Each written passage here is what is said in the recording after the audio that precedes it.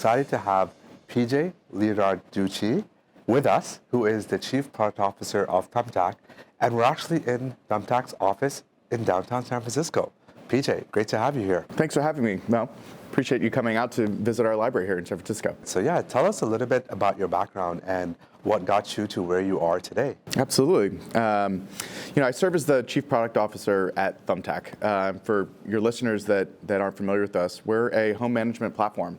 So we operate a dual-sided marketplace. On one side, we have customers who want to know what to do to take care of their home, when to do it, and when they need a professional service provider to help them, they want to know who to hire. And on the other side of our marketplace, we have our professional services providers. And these are folks that are scaling their own independent businesses and looking for a partner to help introduce them to more customers and help them scale. And as we build out that product, I support the product management, data science, and design functions within Thumbtack. Prior to joining Thumbtack about a year ago, I spent the prior decade or so at Facebook, leading a bunch of different functional teams, from partnerships to product management to what we call a product group lead, which is sort of the cross-functional product development groups. I worked on a bunch of different types of products, from payments and commerce to ads and developer platforms and Facebook's marketplace. And so all of those experience came together for me and really led me to this role at Thumbtack. Quite a diverse background from Facebook and what you're doing over here. That's awesome. So you've had the opportunity to hire and develop many product managers. What have you seen that sets apart the best product managers from the rest? Yeah, I appreciate the question, and I'll actually generalize it to product builders. So I actually think these traits for more senior folks in their careers applies to everyone in the product development space: engineers, designers, data scientists as well. I really look for two traits in my more senior leaders. The first is the ability to operate at all altitudes. One of my team members the other day was explaining to me how their day started talking with the senior management team about long-term strategy. Then they moved into a bug bash with the engineers and prioritized launch blocking bugs versus backlog. Then they moved into talk to a bunch of designers about mocks for new features and how the screen should flow and how the content should feel. And then they ended the day writing slides for the board meeting. And every one of these experiences throughout that person's day required almost speaking a different language. And the greatest product builders have the ability to change altitudes multiple times in a day, multiple times in a week, and really speak all those different languages. And most importantly, it's not just enough to be effective in each of those settings. The real value comes from connecting the dots, because the people that can speak all those languages can translate. And they can drive alignment from the board all the way down to the individual engineer who's deep in the code. And when you have that level of alignment, same expectations, same direction, and everyone's rowing together, magic really happens there. And it's a really unique role for senior product builders to play that sort of alignment and translation function. The second trait that I really value in my leaders is the ability to incept ideas into a team. Building products is not a democracy. You don't want to design something by committee. On the flip side, it's not a dictatorship. Nobody wants to come in and be told what to build. People want to have confidence that what they're building will serve a customer need. And the best product leaders have the ability to take input from their team, synthesize it, make critical decisions, and then incept those ideas and those decisions back into the team so they feel like it's their own. Recently I was working with one of our product leaders, and we realized that one of the teams was being more incremental. We wanted to unlock them to take bigger, bolder moves. And we brainstormed what was holding them back. And we decided that the testing structure and the goal structure they had was boxing them in too much. Now, that product leader could have gone back to the team and said, we had a bunch of discussions and we've decided to change our goal structure. But they didn't take that approach. Instead, they started a discussion within the team of, where do we want to go? How do we take bold approaches to get there? What would we do if we didn't have any constraints? And the team came up with all these great ideas. The ideas didn't need to be brought to the team. They were there already. But then she asked, what holds us back from doing that? And that's where the team got into, well, because we have to test this way, or because our goals are structured that way, we can't do that. And she then turned around as a service to them and said, what if I were to remove those constraints? what would we do then? And by taking that approach, instead of telling them leadership has decreed that we will change our goal structure, walking them through the decision-making process and having them feel like the ideas are their own, the team was 100% behind the shift in approach, and we had complete alignment, and the team really felt ownership and agency in the new way of working. What I got there was really being able to change the altitude and what you've described in the day in the life of a PM, going all the way from bug bash to board presentations, and be able to speak all those languages is really important. And I love that it's not about being a dictator or it's about full consensus either. It's somewhere in the middle. That's great. Yeah. Getting into kind of the meat of what a lot of product leaders are interested on structuring product teams, something that's often top of mind for CPOs when they're looking to build and structure their teams is around how do they structure their teams, and what are your thoughts around that? So can you give some advice around that? Yeah, absolutely. When you're operating at scale, you have to really think deeply about how you're going to divide and conquer. You don't want to, I tell my teams, let's not operate like 6-year-olds playing soccer. Everyone clustered around the ball, where everyone trying to work on whatever the sexiest, flashiest feature is that's top of mind for everybody. You need to divide and conquer and really think deeply about what are all your priorities, and how do you make sure that you're staffing against the most critical priorities consistently across your teams. A critical flaw that I've fallen into, and I've seen other leaders fall into when they're scaling teams, is to oil the squeaky wheel. So you get more headcount from your leadership, you decide where you're going to put it, and you say, well, let's take our current structure, it's fixed, figure out where things are breaking, and we'll just add some more headcount or investment there. I don't think this is the right approach. Anytime I'm adding significant investment to the team, I try to go back to first principles and go through my org design process from start to finish, and that really gives you a fresh view of where you should allocate your resources. So I kind of think about it as 4 steps in the process. So step 1 is to really define your autonomous unit of product development. We call it a pod here at Thumbtack. It's called a team or a squad. Every company has different needs, but I fundamentally find that there's something magic about creating these well-balanced, right-sized pods. At Thumbtack, we start with 1 product manager and 1 engineering manager. We add on 8 to 12 individual contributor engineers distributed across front end, back end, native, www. You add 1 or 2 data scientists or analysts, depending on how data heavy the product area is. Add 1 or 2 designers, depending on how much new front end you're building. And then add in fractional support from content design and user research. You end up with a team of, call it 12 to 15 people. This is a group of people that's big enough and has all the skills necessary to make meaningful change in your product. It's also a small enough group that they can communicate really easily and fluidly. And the disciplines are distributed in a ratio to each other where everyone's fully utilized. You don't end up having one discipline running very far ahead and always waiting for another discipline to catch up. Another interesting aspect about this team size is you can actually structure that entire team to have one set of goals. And so everyone within that pod, within that team, is all aiming in the same direction and define success for themselves really consistently within that group. When you get to a whole company, you need to prioritize a bunch of different things, but within that scale, you can really just focus on 1 or 2 things really consistently across all the different disciplines. So that's step 1, define your pod structure and get your ratios right. The next step is to carve up the work. So, very simple equation. You take your total investment capacity, divide it by the cost of your pod, and that tells you how many pods you can have. Save a little bit of, hold back a little bit for sort of interim, sort of what we call pillar leadership. But you get a sense of how many slices to carve your product experience up into to have unique charters. There's two ways I've seen product teams carve up the world. The first is based on code base.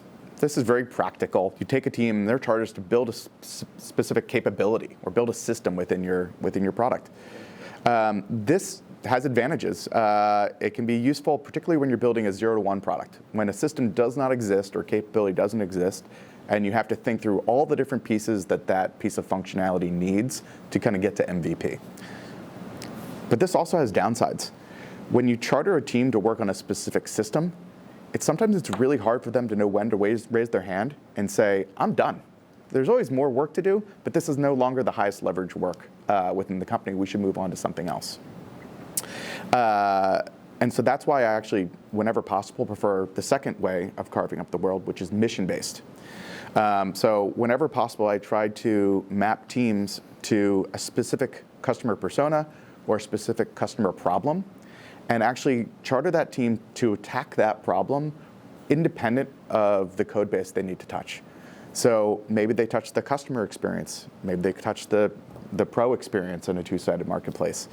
Maybe they touch the tools that customer service uses, because that's part of the customer experience as well. Maybe they touch the marketing stack.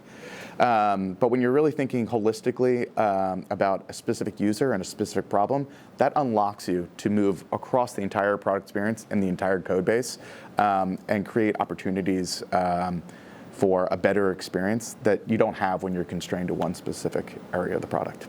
The third step is to map your people. And this is deliberate to happen after you've carved up the world. Because at the end of the day, the company exists to serve a customer problem, and you have to make sure that you're investing your resources to solve that problem.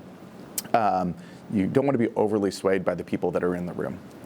That said, once you've carved up the world, then you look at specifically at the talent that you have on your team. So how do you distribute them in such a way to take advantage of the skills they have today? And really importantly, how do you distribute the talent to the work to be done in a way that grows their careers and helps them develop the skills they want to have in the future? So I really focus on this, but I do that after deciding how to carve up the world. And the last step in the process is to be ready to blow it all up. I tell people org structures are all terrible. There is no good, perfect org structure. If you optimize for attribute A, you're sacrificing B. If you optimize for B, you're sacrificing A. And if you try to blend it together and come up with the org structure that evenly balances A and B, you end up being bogged down in a complex matrix and you don't go fast. And that's the worst of both worlds. And so I think about it like sailing a boat. Imagine you want to sail due north, but the wind's coming from the north. You know that if you aim directly at your destination, you'll go too slowly. So instead, you aim northwest. You go that way for a little while, you get some advantages of there, but you're not exactly pointed towards your destination. No big deal. You just tack and go northeast. And making those constant adjustments to your org structure allows you to move really quickly and ultimately make progress towards your end destination. And being willing to blow it all up and change every, call it 12 to 24 months, allows you to take advantage of different org structures and balance them together over time. Wow, those 4 steps were really clear and really helpful. So thank you for sharing that. I also love the final line where you said, all org structures are terrible. You just pick your poison. Pick your poison, and you're optimizing. A lot of times there's this negative connotation with reorgs, but like really you're always making trade-offs. So that's super helpful. And the market's constantly changing, and your product's constantly changing. If you're not changing the way you organize and divide up the work, then you're using a stale approach. So it's just part of being an agile team is that you get comfortable with change.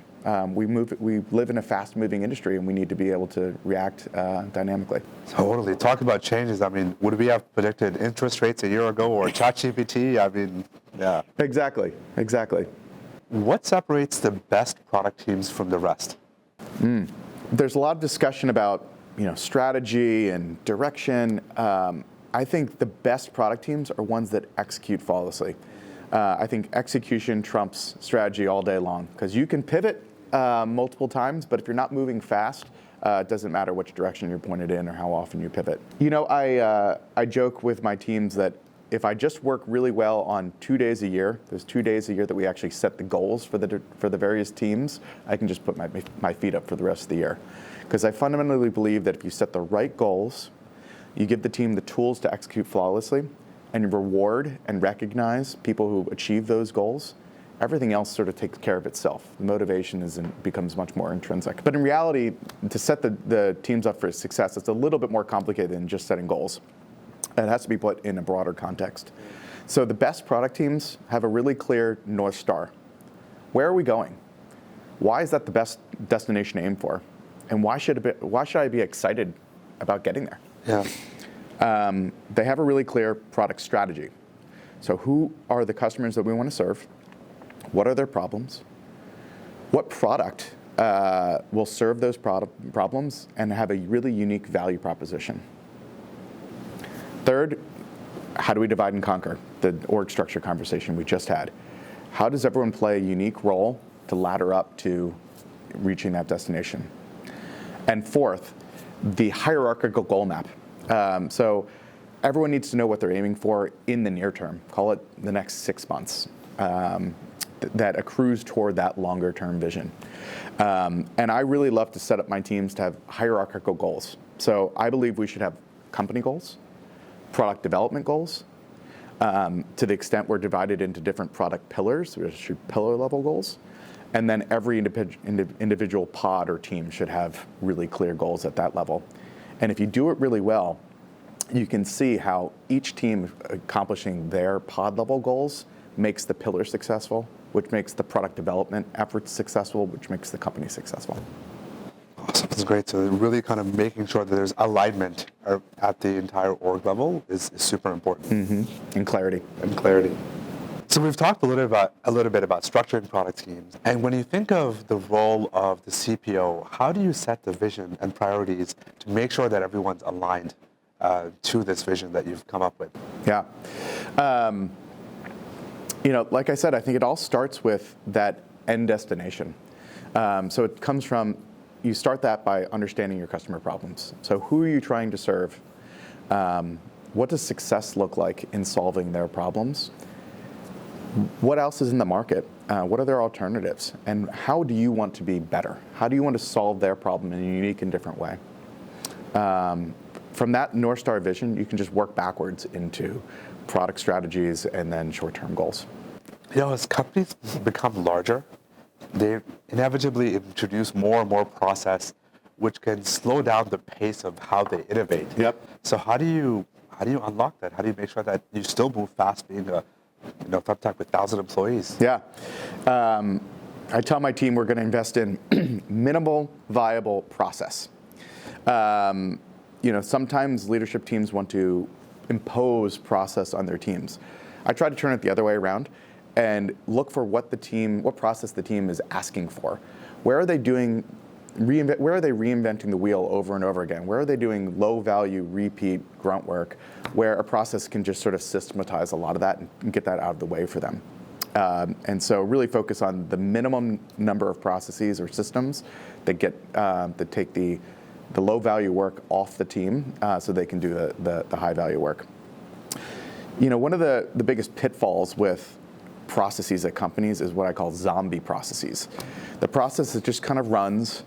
It's just the way we do things here. Yeah. No one's really thinking about what the goal of the process is or how to make it better. And so one of the principles that I use when defining process is that every process has to have a clearly stated business goal and an empowered owner. We don't build process for process sake. We have business needs, and sometimes a business need dictates that we have to have a process. The process owner should be the person who thinks about that business need and defines the process to serve that need. As that need evolves, their responsibility is to evolve the process to make sure it's always serving that clear, specific business need. They don't let distraction come in and try to turn one process into something broader that serves multiple needs poorly. They stay laser focused on solving that need, up to and including killing the process. Sometimes the best processes are temporary. They step in to solve a specific business need. That business need goes away, and then you delete the process from the system. At Thumbtack, we just went through a refresh of our operating rhythms. So these are the things that we do on a daily, weekly cadence to keep ourselves running smoothly. And we identified 3 specific business problems to solve with process. The first was understanding, making sure everyone in the company has shared context about what's going on with the product, what's going on with our business and our customers. So we defined something called a business review, where we all look at the numbers together and track trends in the business. The second need is really crisp decision making. And so we defined a process called product review, where we bring in opposing opinions and we make decisions. And we share out to the company what those decisions are and the principles by which we made them so that they can replicate those decision-making frameworks in smaller scales. And the third thing that we need to do on a daily, weekly basis is to deliver. And so we define a process called execution review. And the purpose of that forum is to unblock execution as quickly as possible and make sure that if we are stumbling in execution, that we learn from that and we don't repeat the same mistakes again. So on a daily and weekly basis, those are the only business objectives that we have identified that require a recurring process. And we have specific owners for each. And I look forward to those owners telling us when it's time to kill the process.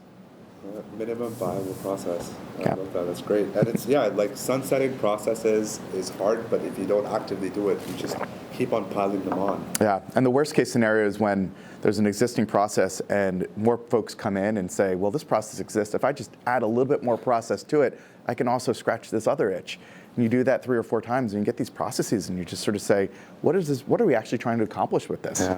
Yeah, that's really helpful. So, getting to general career advice for product management and some miscellaneous questions. Looking back at your career, you've been very successful. What advice do you have for senior PMs who want to become leaders similar to yourself? Yeah, my advice for folks coming up through their careers varies by stage. Okay. And for folks earlier in their careers, I actually tell them to focus on filling skill gaps.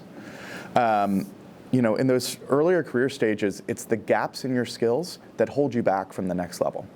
So I encourage folks to, whenever you have a performance review, ask a lot of questions about where are my gaps? What is required to do well in this role? Where have I not yet demonstrated that skill? And ask for opportunities to be put in environments where you're forced to learn that skill and demonstrate it. Being competent in the wide swath of skills necessary for a product builder career is necessary to move up to those mid-level roles. Once you get to sort of the mid-level product builder roles, my advice switches and actually becomes the opposite, which is stop worrying about your gaps. You've already sort of built out basic competence in all the areas. You have skills strong enough to not hold you back. Now something very different takes over, which is what's your superpower? What's your personal brand? Because to get from mid-level to senior levels, you need to offer something really unique and different to the organization. And you do that by building on your innate strengths, things that you're really good at, and things that are valuable to the company, and things that you get energy from. And when you build out those superpowers and you communicate that through your personal brand, you get tapped for bigger opportunities when that particular superpower is needed. So early in your career, focus on filling any skill gaps.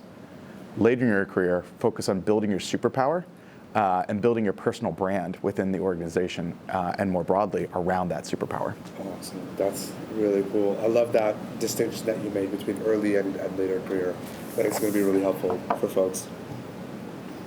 So before product management, you focused on partnerships and the business side. How did you make that transition, and how do you advise other people that are on the business side to get into more of the product management side? Yeah, for a number of years, I had a bunch of business roles from financial operations, business operations, supply chain, partnerships, and I was often asked to move over to product, and I was very reluctant. I didn't see myself in that role. I viewed myself more as a pragmatic, generalist sort of business leader.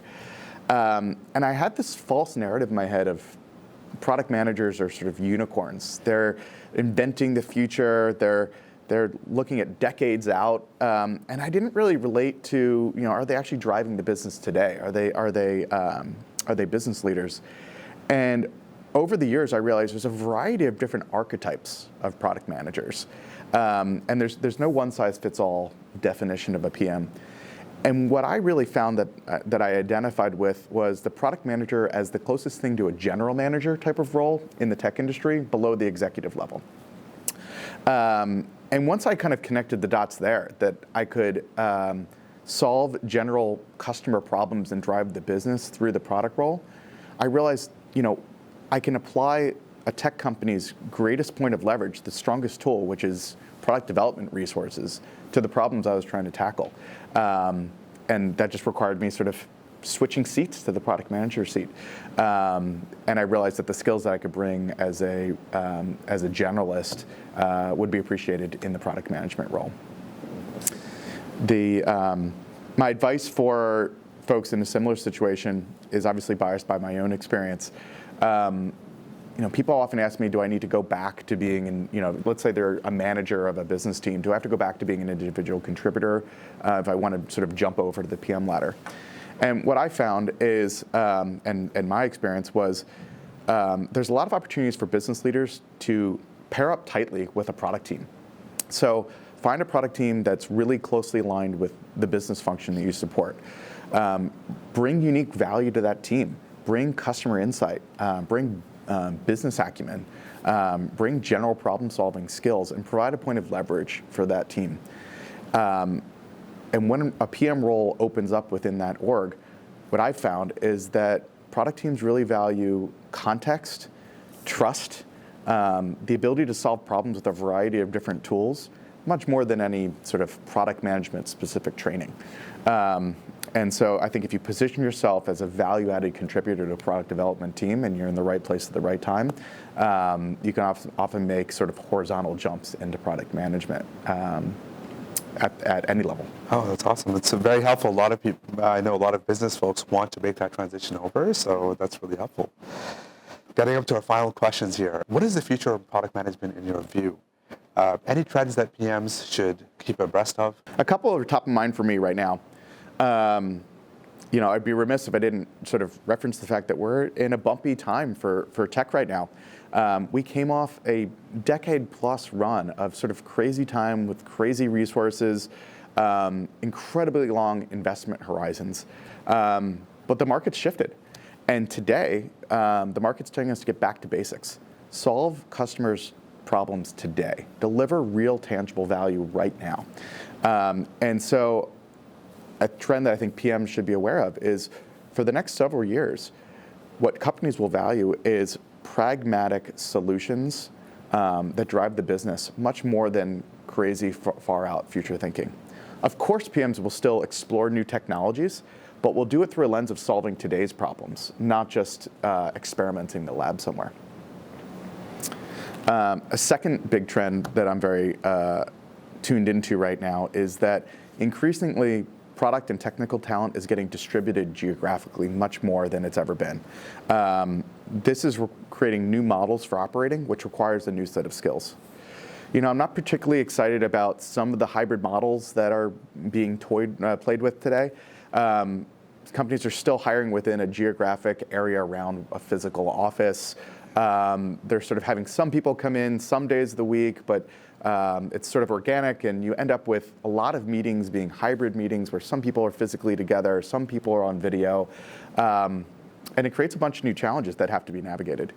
In contrast, at Thumbtack, we've sort of invested in a remote-first model where on a day-to-day basis, we actually hire all over the country. Our day-to-day meetings are all on Zoom. We build our rituals and our norms of operating around that remote-first environment. And then we're really deliberate about coming together face-to-face frequently and using those face-to-face times to do what face-to-face work is uniquely suited for, which is building rapport, open brainstorming, getting to know each other on a personal level. And so, those kind of models and thinking through those kind of models can help create, new working models in this new environment. But regardless of whether you're in an office, in any sort of hybrid model or remote only, these new working models are going to require new skills, and the product leaders that rise to the top will be those that can experiment with new ways of working and bring teams together regardless of the environment. It's quite a lot to hear about, because in the news you're seeing companies forcing people to come back, and if it's hybrid, there's challenges around that. So it's great to know that Thumbtack is really kind of going into full remote and working through those, and how do you make that work for everybody? Yeah, it's going to be we're essentially running a really fascinating human resources experiment right now as an industry. So I'm excited to see how that plays out. Awesome. Do you have any closing remarks that you wanted to share as we close this out? Yeah, one thing that's top of mind for me right now is we're in a really turbulent time as a technology industry, and I've heard chatter about, should technology leaders move out of technology, or is now a good time to build your career in the tech space? And what I want to remind folks of is new technology has always been one of the biggest levers for advancing humanity. So regardless of any short-term economic turbulence, I always tell people, if you want to advance humanity, improve the quality of lives of lots of people at scale, it's always a good time to build your career building great technology products and building great technology companies. Wow, PJ, this has been a mini MBA in a conversation. I don't know how long it's been, but my brain is fried in a good sense. Really kind of listening to all those insights around hiring great PMs, on structuring product teams, and your advice for leaders in general has been really insightful for me, and I know for everyone that listens to the CPO Mastery podcast. We are thankful for you coming onto the podcast. And it's nice to be back in person in your Thumbtack office, and really appreciate your time today. Thanks for coming, and thanks for having me. Really appreciate it. Thank you.